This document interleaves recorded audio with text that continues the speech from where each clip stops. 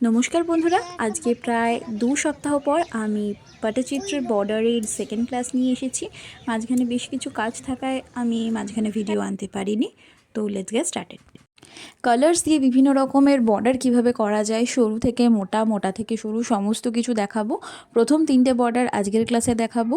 3টে বর্ডারই একটু চওড়া বর্ডার দিয়েছি, একটু ডার্ক শেডের মধ্যে লাইট কালার দিয়ে আমি করেছি। প্রথম বর্ডারটাতে আমি 2টো রিপিটিশনে রেখেছি, একটা ফ্লাওয়ার রাখছি এবং তারপরে একটা কলকা দিয়ে জিনিসটা করব। এবং যেরকম আমি করছি এটা তো আলাদা করে ডেসক্রাইব করা যায় না, আপনারা দেখে দেখে করতে থাকুন, প্র্যাকটিস করতে থাকুন এবং এটাই কিন্তু রিপিটিশন হবে পুরো পটচিত্রের বর্ডারটায়। আমি যেরকম ড্রয়িংয়ের সাথে সাথে সমস্ত হিস্ট্রিটাও ডেসক্রাইব করতে থাকি, তো আজকেও আমি কালারগুলো কীভাবে অর্গ্যানিক্যালি তৈরি করতো পটুয়ারা সেটা আমি আপনাদেরকে এক্সপ্লেন করব। প্রথমে হচ্ছে পট তৈরি। তেঁতুলের বীজ বেটে নিয়ে এক রকমের আঠা তৈরি করা হয় এবং কটনের কাপড় একটার ওপর একটা দিয়ে সেই আঠা দিয়ে আটকানো হয়। মোটামুটি 3-4টে কটনের লেয়ার সেই বীজের আঠা দিয়ে আটকে প্রথমে কটনের পটটা তৈরি করা হয়। এছাড়াও তাল গাছের পাতা দিয়ে কিন্তু পট তৈরি করা হয়।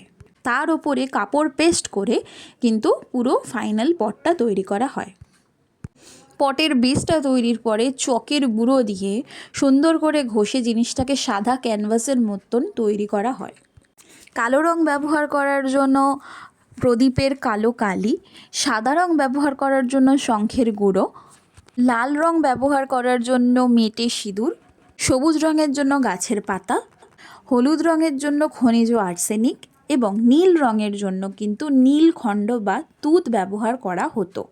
পটচিত্রের বর্ডার কিন্তু বিভিন্ন রকমের হয়, যেমন লাস্ট বর্ডারটা আমি করলাম, মাঝখানে একটা মোটা বর্ডার আমি ড্র করছি এবং দু সাইডে কিন্তু সরু করে নীল একটা বর্ডার দিয়েছি, সেটাতে আলাদা ডিজাইন করব।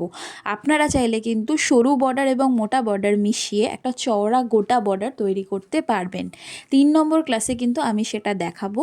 আজকের বর্ডারগুলো দেখে মনে হচ্ছে ডিফিকাল্ট, কিন্তু এগুলো কিন্তু বেশ বিগিনার ফ্রেন্ডলি। আপনারা যদি খুব সাবধানে বর্ডারগুলো দেখেন এবং এগুলো প্র্যাকটিস করেন তাহলে কিন্তু কোনো অসুবিধাই আর হবে না, খুব সহজেই আপনারা ড্র করতে পারবেন।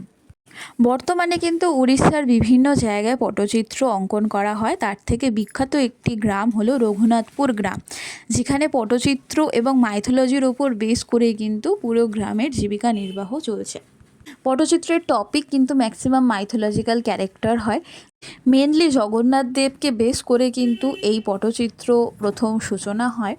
পরবর্তীতে বিভিন্ন মাইথোলজিক্যাল ক্যারেক্টার যেরকম রামায়ণ, মহাভারত, নৃসিংহ, নারায়ণের দশাবতার, বিভিন্ন জিনিস কিন্তু পটুয়ারা পটচিত্রতে অঙ্কন করেন এবং ডেসক্রাইব করেন।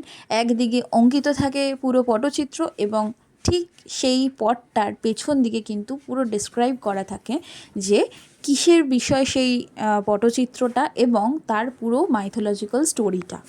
তো কথা বলতে বলতে আজকের ক্লাসের পুরো শেষের দিকে আমরা চলে এসেছি। অবশ্যই 3 রকমের ফ্রেম আপনারা প্র্যাকটিস করবেন এবং কমেন্টে জানাবেন কেমন লাগলো। টাটা।